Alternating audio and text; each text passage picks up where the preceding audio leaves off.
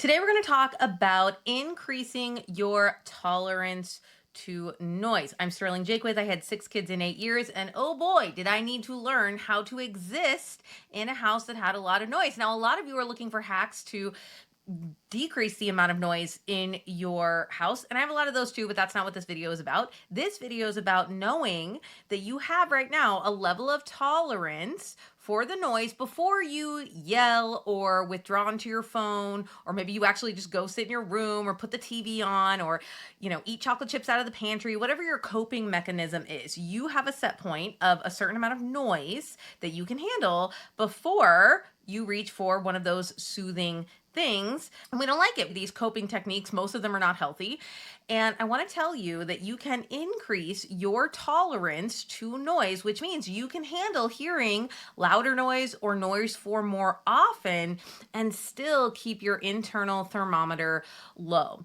And that doesn't mean that it's not worth trying to discover the things that decrease noise in your house. I have also done many of those things, but I just didn't tell myself that I was a person who couldn't handle it. Well, first of all, I totally did. That's how I used to live. I used to just go, I have so many kids. There's so many little kids. I'm in little kid land. I can't handle this. It's too loud. They're crying all the time, right? It was so much. And instead, I learned, by the way, I forget what book I was reading, this was maybe 10 years ago, about increasing your tolerance to anything stressful. Okay. And they were talking about how Navy SEALs do this. And Navy SEALs, the training for that, by the way, is just putting them through super intense situations psychologically, physically, with each other, so many intense situations, and then giving them coping tools so that they push how long they can cope in intense situations. Right. And so we can wrap our mind around this, let's say, with how long you could go in an ice bath, right? People are always cold plunging these days. They're like, wake up early and cold plunge. But let's say you get in the cold plungy thing and you make it 10 seconds and then you get out, right? You can work yourself up to 30 seconds and then 1 minute and then 2 minutes, right? This is increasing your tolerance, your physical tolerance to handle cold water.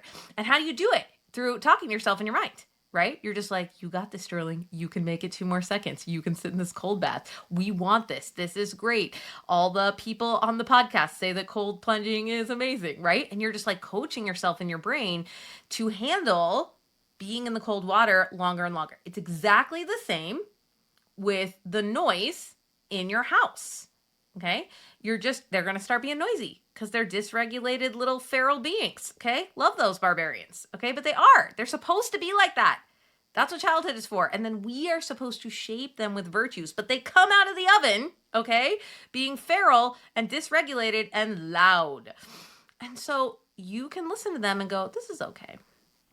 I'm totally fine. I'm going to go to my mind palace. You just go into your mind palace, and in your mind, you are drinking tea, listening to classical music, and it's beautiful. Maybe you're at the beach. Maybe you're in a library. I would love to be in a quiet library. And you're just coaching yourself while the noise is happening. And you go, I love you. You're okay. You can handle this right now. You are safe right now. I love you. This is a lot, but you're fine, right? It's both. We want to acknowledge, like, yeah, this is a lot. They literally torture soldiers by playing the sound of distressed babies crying, right? It is real. It is distressing to the body. And yet you are okay. You are not going to die. It is just a moment. And maybe we're counting down to nap time. And maybe a lot of the crying does end pretty quickly. Like it's your 3-year-old and he's running around the corner and then like clocks himself on the counter because he grew taller, right? That's one of those ones.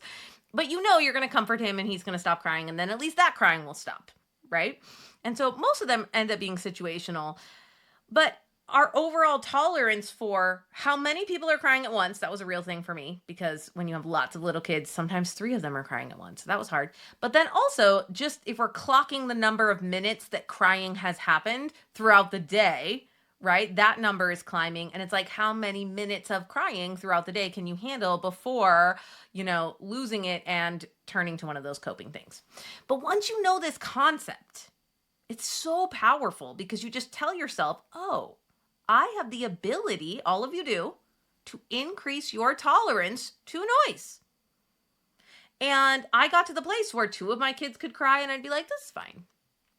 And it's not like I'm checked out and I'm not helping them, but I'm not screaming at them. Isn't it so interesting that when we have a low tolerance to noise, we end up screaming and creating more noise. It's wild, right? But I understand biologically why that happens. We're not going to talk about that in this video, but it's normal that it happens. And yet, I don't want it to happen. I want to be the kind of mom that can handle a lot of outside stimulus. That's what the noise is, and still have internal peace, right? I want that merry internal peace. I want that walking on the water and it's storming around me, but I'm staring at Jesus and I'm not sinking because I believe that I'm okay. And this is not something that you have or you don't have. It is a skill. Your set point is here. And we can increase that, which means we can increase the loudness of the noise and the duration of the noise while you still stay calm. Definitely check out my video about being calm in everyday chaos, because that is really great.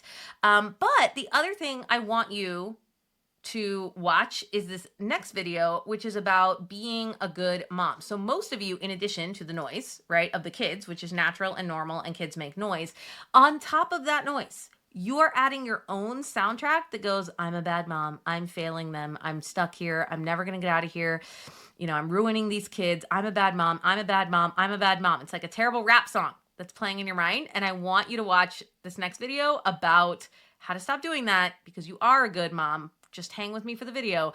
And that will also help bring your stress levels down, which will free you up to do this work, which is increasing your tolerance to noise. All right, I'm praying for you. I love you so much. Have a blessed day.